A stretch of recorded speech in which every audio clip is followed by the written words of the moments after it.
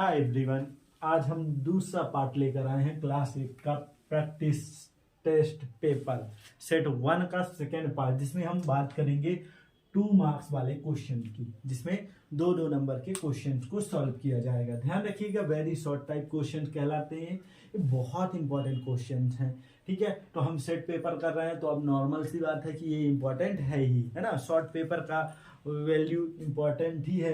तो यहाँ ध्यान दीजिएगा, पहला 11 नंबर क्वेश्चन है ना। ठीक है, 11 नंबर क्वेश्चन क्या कहता है, the length of the rectangular land. हम क्या कर रहे हैं, length of a rectangular land is 17/2। Length की, रेक्टेंगुलर लेंथ जो है, देखिए रेक्टेंगुलर लैंड की जो लेंथ है वो क्या है, 17/2 मीटर है। एंड क्या कह रहा है, ब्रीथ, इसकी क्या ब्रीथ क्या कह रहा है, देखिए 13/2 मीटर। फाइंड करना है perimeter of the land, perimeter find करना है। तो आप ध्यान दीजिएगा, देखिए पेरीमीटर, हम एक लैंड बनाते हैं रेक्टेंगुलर, क्या बनाते हैं बेटा, लैंड बनाते हैं। ठीक है, तो लैंड में हम ये देते हैं कि 17/2 मीटर हमारी क्या है, लेंथ है, और ब्रीथ कितनी है, 13/2 मीटर क्या है, ब्रीथ है हमारी। ठीक है, अब यहाँ ध्यान दीजिए, हम अगर फॉर्मूला से बन रहा है तो बहुत इजीली कर सकते हैं कि क्या लिख सकते हैं, पेरीमीटर ऑफ रेक्टेंगल। ठीक है, क्या होता है perimeter of rectangle, 2l plus b होता है। क्या होता है बेटा, 2l प्लस बी होता है। क्या होता है, 2l प्लस बी। अब देखिए 2 क्या है हमारे पास, 2 तो रहेगा। लेंथ क्या दी हुई है, तो लेंथ हमारे पास दी हुई है 17/2 प्लस ब्रीथ क्या दी हुई है 13/2। तो हम यहाँ एलसीएम करेंगे, क्या करेंगे बेटा, एलसीएम करेंगे तो एलसीएम आ जाएगा 2, तो 17 प्लस 13। जब एलसीएम सेम हो तो वही नंबर हम लिख कर जोड़ देते हैं। ठीक है, तो ये हो जाएगा, कितना हो जाएगा, देखिए 17 तो हो जाएगा 30/2। तो 2 1 जा 2, 2 1 जा 2, 2 5 जा 15। तो डिवाइड कर सकते हैं और आ जाएगा, क्या आने वाला है, यहाँ ध्यान दीजिएगा, 2 × 15, तो हमारे इक्वल में आ जाएगा 30 मीटर। ध्यान रखिएगा, मीटर, जब एरिया होता है तो मीटर स्क्वायर लिखते हैं, पर यहाँ मीटर लिखेंगे क्योंकि किसी चीज का मल्टीप्लाई नहीं हो रहा। अगर हम बात करें मीटर, तो यहाँ मीटर, ये जब आपस में मल्टीप्लाई होते हैं जब स्क्वायर का निर्माण करते हैं। ठीक है, अगर जिससे ये फॉर्मूला उस समय याद नहीं आ रहा पेपर में, तब क्या करें सर। सबसे इंपॉर्टेंट तो यही है कि जब हमारे फॉर्मूला याद ना हो तो उसके लिए भी मेरे पास सोल्यूशन है। देखिए, अगर फॉर्मूला हमें याद नहीं आ रहा तब क्या करें, तो उसके लिए बहुत इजीली क्या करना है, हमने यहाँ लिखा, यहाँ भी इसको लिखना है 17/2 मीटर, और यहाँ लिखना है 13/2 मीटर। ठीक है, 13/2 मीटर हम यहाँ लिख देते हैं। अब देखिए क्या करना है, तो देखिए बहुत इजीली करना है, ये 17/2 है ना, आप लिखेंगे वही चीज है कि perimeter of rectangle, perimeter of rectangle, perimeter of rectangle ही लिखेंगे। यहाँ क्या लिखेंगे, 17/2 metre plus 13/2 metre plus 17/2 metre plus 13/2 metre. ठीक है, तो इसको क्या करेंगे, सब का एलसीएम निकाल लेंगे बेटा, तो 2 ही आना है। तो 17 मीटर का 17 मीटर प्लस 13 मीटर का 13 मीटर प्लस 17 मीटर का 17 मीटर प्लस 13 मीटर का 13 मीटर ही रहेगा। अब इन सबको क्या करोगे, ऐड कर लोगे, तो देखिए 3 7 10, 3 13, 20, 0 कैरी कितना हुआ, कैरी क्या हुआ 2, 3 4 5 6 कितना आ गया बेटा 6, अपॉन में क्या था 2 मीटर, 2 1 जा 2, 2 3 जा 6, तो कितना आ जाएगा 30 मीटर। तो आप देखिए यहाँ भी 30 मीटर, यहाँ भी अगर फॉर्मूला से करते हैं तब भी 30 मीटर आएगा। अगर आप फॉर्मूला नहीं लगाते, सभी साइडों को क्या कर देते, ऐड कर देते हैं, तो क्या होता है, ऑल साइड सम, अगर हम कर देते हैं तब भी हमें क्या मिलता है, पेरीमीटर ऑफ रेक्टेंगल मिलता है।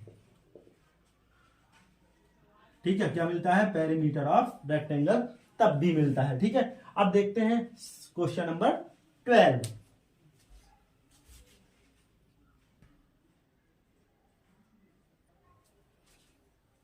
अब हम बात करेंगे question solve the equation, question number 12 की बात करें, सॉल्व द इक्वेशन। तो मैंने अभी अभी जब फिल इन द ब्लैंक कर रहे थे तो बात हुई थी कि देखिए इसको कैसे सॉल्व किया जाए।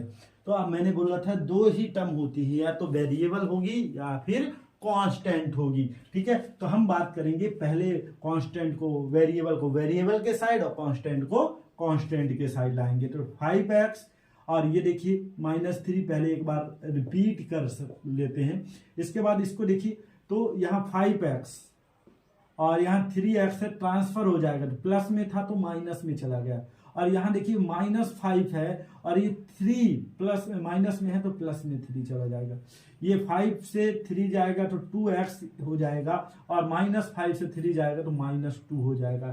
तो x इक्वल -2/2, तो 2 1 जा 2, 2 2 जा 4, तो हमारा आंसर आ जाएगा -1। मतलब हमारा जो फाइनल आंसर होगा वो x की जो वैल्यू होगी वो हमें x -1 मिलेगी। तो इस टाइप से इसको बहुत ही इजीली सॉल्व करना है। अब बात करेंगे क्वेश्चन नंबर 13 की।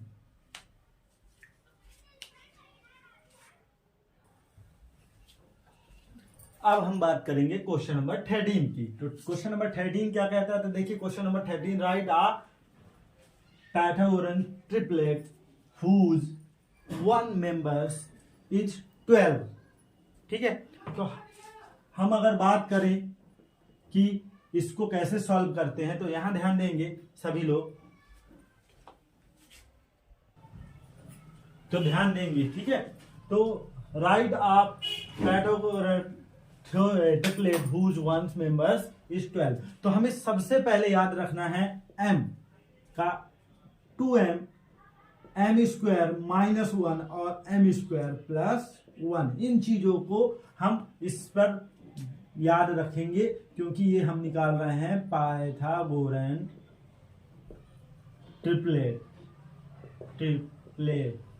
ठीक है, तो इसमें 2m m² -1 m² +1, तो 2m हमें दिया हुआ है कितना, 12। कितना दिया हुआ है बेटा, 12। 16 भी हो सकता है, फिर 18 भी हो सकता है, तो हम कितना दिया हुआ है, 12 दिया हुआ है।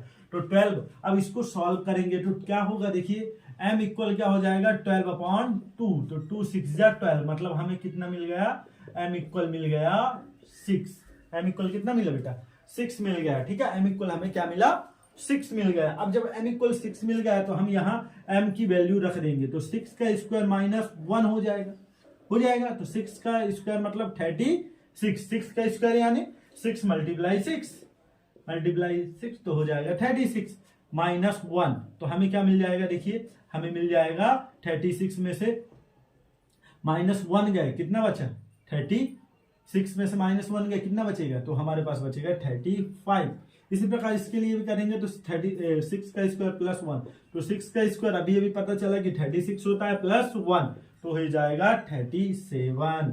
तो हमारा जो आंसर आने वाला है, तो हम लिखते थे क्या, 2m m² -1 m² +1, तो हम इसको लिख लेंगे, इसकी जगह पर हम क्या लिखेंगे बेटा, लिखेंगे इसकी जगह 12, इसकी जगह पर हमें क्या मिला है 35 और इसकी जगह पर मिला है 36, तो ये हमारा आंसर हो जाएगा। तो ये हमारा क्या है, कौन सा है, तो पाइथागोरन ट्रिपलेट का ये क्वेश्चन रहा। तो इसमें 12 है, और भी क्वेश्चन हो सकते हैं, 12 हो सकता है, 16 हो सकता है, 8 हो सकता है, एनीथिंग, कोई भी क्वेश्चन हो सकते हैं, बहुत इजीली आप इसे कर पाएंगे। तो याद रखिएगा, इन तीनों को जरूर याद रखिएगा, 2m m² -1 m² +1। तो 2m जो होता है, जो दिया होता है वो 2m होता है, तो सबसे पहले उसको सॉल्व करते हैं और m की वैल्यू को निकालते हैं। तो m की वैल्यू यहाँ 6 आई है, फिर हमने m की वैल्यू इन दोनों पे पुट कर दी, तो हमें आंसर मिल गया। तो देख लीजिए बहुत इजीली था, बहुत, इसकी जगह 16 हो सकता है, मैंने बार बार रिपीट कर रहा हूं, 24 हो सकता है, एनीथिंग, कोई भी नंबर्स हो सकते हैं, पर ध्यान रखिएगा इवन ही नंबर होंगे। ठीक है, ओके, देखते हैं नेक्स्ट क्वेश्चन।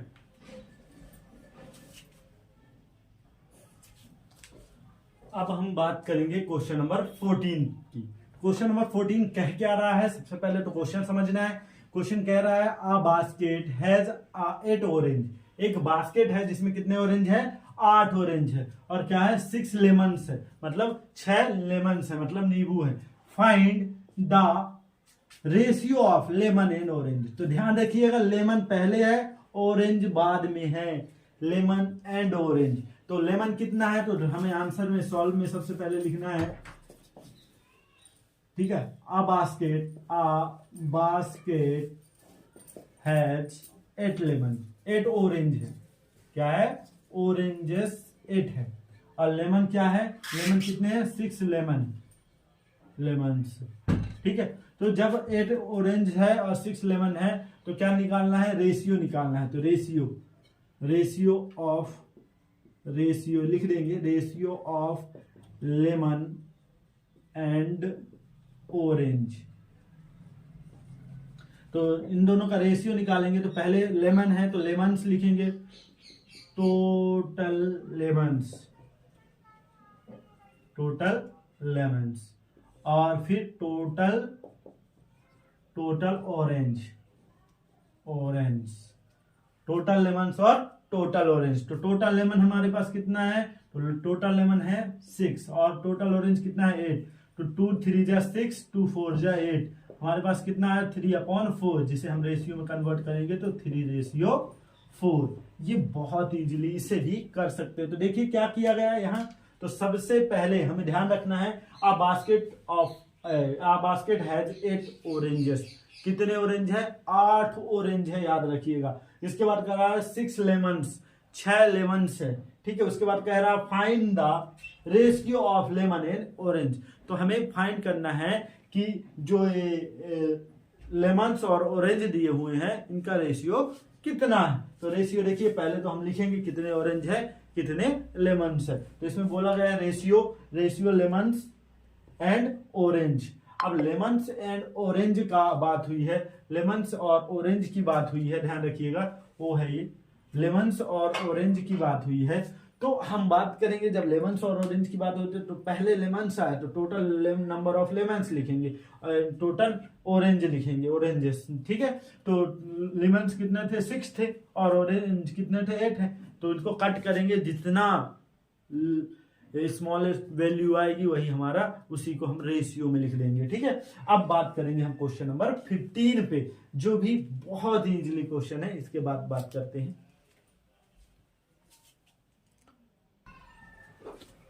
अब बात करेंगे अगला क्वेश्चन की, क्वेश्चन नंबर 15 की। तो simplify and express the result in power notation, ठीक है, विथ पॉजिटिव एक्सपोनेंट। हमें अब इसका आंसर कैसे लाना है, निगेटिव तो है पर इसकी जो पावर होनी चाहिए आंसर में पॉजिटिव आनी चाहिए। तो इसे बहुत इजीली हम कैसे करेंगे, तो देखिए इसको हम करते हैं सिंप्लीफाई। तो हम लिखते हैं 3 - 7 डिवाइड बाय, लिखा हुआ 3 - 10, मल्टीप्लाई है 3 की पावर -5। अब देखिए सब में माइनस लगा हुआ है, इससे हमें कोई भी दिक्कत नहीं करनी है, कोई टेंशन नहीं लेनी है, बहुत इजीली इसे सॉल्व करना है। तो सबसे पहले अगर आप लोगों ने पढ़ा हो और नहीं पढ़ा तो मैं अभी इसी क्वेश्चन में बता दे रहा हूं कि आपको ये चीजें जरूर मालूम होनी चाहिए कि a की पावर m मल्टीप्लाई a की पावर n क्या होता है। तो याद रखिएगा, जब दोनों बेस सेम हो और पावर डिफरेंट हो तो उनका अगर जो मल्टीप्लाई हो रहा हो तो पावर जो होती है वो आपस में क्या हो जाती है, ऐड हो जाती है। इसी प्रकार अगर बेस सेम है और पावर चेंज है, बेस सेम है और पावर चेंज है और साइन कहे का लगा हुआ है, डिवाइड का लगा हुआ है, तो इसके लिए भी एक फॉर्मूला होता है m - n, मतलब इनकी पावर आपस में क्या हो जाएंगी, घट जाएंगी, माइनस हो जाएंगी। इसी प्रकार अगर हम बात करें a की पावर m की पावर n की बात करते हैं, ठीक है, तब इस कंडीशन में क्या होता है, तो याद रखिएगा इस कंडीशन में पावर की पावर अगर होती है तो आपस में वो दोनों मल्टीप्लाई हो जाती है, वो पावर क्या हो जाती है, मल्टीप्लाई हो जाती है। कभी हमारे पास ऐसा a की पावर n होती है या m होती है, अगर इसको ऊपर ले जाना है तो वह पावर क्या हो जाती है, माइनस में आ जाती है। अगर माइनस में है तो उसको इस तरह लाना है तो अपॉन में चली जाती है, ठीक है। और किसी की भी पावर अगर 0 हो जाए तो 1 हो जाता है, क्या हो जाता है बेटा, 1 हो जाता है। एक और बचा हुआ है तो जगह नहीं है तो हम ऊपर ही लिख देते हैं कि a की पावर m अगर लिखा हुआ और b की पावर m, मतलब बेस अलग अलग है पावर सेम है, तो क्या होता है, तो ये जो होता है बेस का आपस में मल्टीप्लाई हो जाता है और एक ही पावर चढ़ती है, देख लीजिए। ठीक है, तो अब हम इस पर बात करेंगे। तो इसमें क्या है, डिवाइड का साइन लगा हुआ है, बेस सेम है, हमारे पास फॉर्मूला है। ठीक है, तो इसमें यूज करते हैं। तो 3 -7 माइनस फॉर्मूले का और -10। ठीक है, फिर उसके बाद क्या है, मल्टीप्लाई 3 की पावर -5। अब देखिए माइनस माइनस क्या हो जाएगा, तो प्लस हो जाएगा। तो -7 + 10, देख लीजिए अच्छे से, ये हो गया मल्टीप्लाई 3 की पावर -5 हो गया, देख लीजिए अच्छे से। ठीक है, अब 10 में से 7 गया, कितना बचा, 3 बचा। ठीक है, मल्टीप्लाई है 3 की पावर -5। तो अभी अभी बताया आपका कि इसमें भी एक फॉर्मूला लगता है, a की पावर m, यहां लिख सकते हैं साइड में कि एक फॉर्मूला यूज होता है। कौन सा फॉर्मूला, a की पावर m मल्टीप्लाई a की power n equal am plus n, ये वाला फॉर्मूला यूज होता है। तो इसमें भी यूज हो जाएगा। तो हम यूज करते हैं फॉर्मूला, यहाँ ध्यान दीजिएगा। तो अब जब फॉर्मूला यूज करते हैं तो यहाँ क्या होता है, तो 3 की पावर 3 + -5। तो इसको जब सॉल्व करते हैं तो यहाँ देखिए 3 ± -5, यहाँ क्या हो जाता है, 3 की पावर -2 होता है। क्या होता है बेटा, 3 की पावर -2, जिसे हम क्या लिख सकते हैं, देख लीजिए अभी अभी यूज हुआ है कि 1 की पावर 3 की पावर 2। तो इसे हम लिख सकते हैं 3 × 3। इसका आंसर आ सकता है 1/9। या तो ये आंसर हो सकता है या तो ये आंसर हो सकता है। तो आपको बहुत इजीली ये चीजें करनी है, बहुत इजीली, और इसको जरूर आप अपने दिमाग में नोट कर लीजिए।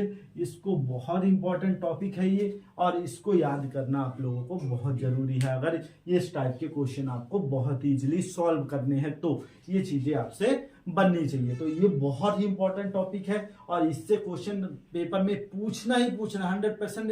एग्जाम में, बोर्ड एग्जाम में, एमपी बोर्ड में पूछा ही जाना है, ये कंफर्म है, ऐसे टाइप के क्वेश्चन पूछे जाने हैं। तो इसको बहुत ही अच्छे तरीके से याद कर लीजिएगा। ठीक है, जिससे कि आपको कोई प्रॉब्लम हो तो आप जल्दी से उसका सोल्यूशन ढूंढ सके, और कोई भी प्रॉब्लम हो तो उस पर हमसे कमेंट में बात भी कर सकते हैं। ठीक है, नेक्स्ट क्वेश्चन देखते हैं, क्वेश्चन नंबर 16।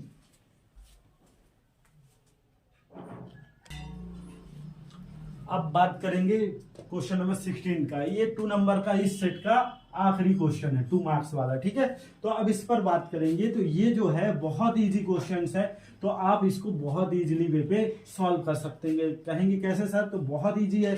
तो देखिए कैसे, ऐसे क्वेश्चंस अगर आते हैं तो बिल्कुल घबराना नहीं है, बहुत इजीली होगा। फैक्टराइज करना मतलब इसको अलग अलग करना है। ठीक है, फैक्टराइज करना है। ठीक है, तो यहाँ देखिए, यहाँ भी x है और यहाँ भी x है, x दोनों में है, x कॉमन ले लीजिए, a + b बचेगा।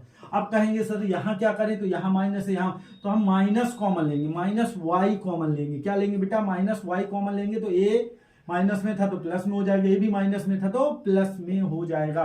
तो यहाँ देखेंगे, ये देखिए सेम सेम आया, यहाँ जैसे y सेम था, हमने y कॉमन लिया, यहाँ x सेम था, x कॉमन लिया, a + b मिला यहाँ भी, और a + b मिला यहाँ भी, क्योंकि हमने माइनस के साथ कॉमन लिया है। किसके साथ कॉमन लिया है, माइनस के साथ कॉमन लिया है। तो बेटा बहुत इजीली इसे सॉल्व करेंगे। ये देखिए दोनों में है, दोनों में है, तो इसको क्या कर लेंगे, कॉमन ले लेंगे, a + b कॉमन ले लिए। बचा क्या बेटा, बचा हमारे पास यहाँ x, और यहाँ क्या बचा, -y। क्या बचा बेटा, -y। तो बहुत इजीली हमने क्या किया, इसको फैक्टराइज कर दिया, मतलब सेम सेम है तो कॉमन हो जाएगा, बचा हुआ हमारा नेक्स्ट ब्रैकेट पे आ जाएगा। तो ये हमारा रहा 2 नंबर का लास्ट क्वेश्चन। अब हम बात करेंगे 3 मार्क्स के क्वेश्चन पर अगर हमारी ये जो छोटी सी पहल है आप लोगों के 8 के एग्जाम के लिए, कि आप लोगों का एग्जाम बहुत अच्छा जाए, हमारी शुभकामनाओं के साथ हमारी ये वीडियो जैसे आपको लगे, अगर प्रॉब्लम हो तो आप बिल्कुल उसको